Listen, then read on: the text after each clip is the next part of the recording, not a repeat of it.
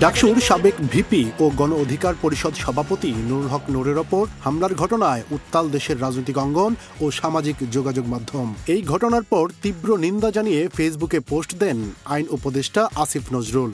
তিনি লেখেন, ভিপি নুরুল হক নূরের ওপর বর্বরিচিত হামলার তীব্র নিন্দা ও প্রতিবাদ জানাচ্ছি। তবে সেই পোস্টেই জ্বর তোলে একটি মন্তব্য। জাতীয় নাগরিক পার্টি এনসিপির দক্ষিণাঞ্চলের মুখ্য সংগঠক হাসনাত আব্দুল্লাহ কড়া ভাষায় লেখেন, প্রতিবাদের কাজ আপনার, ভণ্ডামি বাদ দেন স্যার।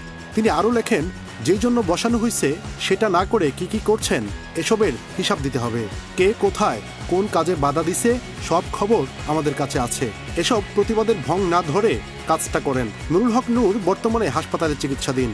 ঘটনার নেপথ্যে কারা, কেন এই হামলা তা নিয়ে তৈরি হয়েছে বহু প্রশ্ন। আর আসিফ নজরুলকে উদ্দেশ্য করে হাসনাতের মন্তব্য দেশের রাজনীতিতে নতুন করে আলোচনার জন্ম দিয়েছে। এর আগে শুক্রবার রাত ৮টার দিকে জাতীয় পার্টি ও গণ অধিকার পরিষদের নেতাকর্মীদের মধ্যে ধাওয়া পাল্টা ধাওয়া হয়। পরে সেনাবাহিনী এসে পরিস্থিতি নিয়ন্ত্রণে জাতীয় পার্টির লোকজনকে সরিয়ে দিলেও গণ অধিকার পরিষদের নেতারা ঘটনাস্থল ছাড়তে না চাইলে শুরু হয় লাঠিচার্জ।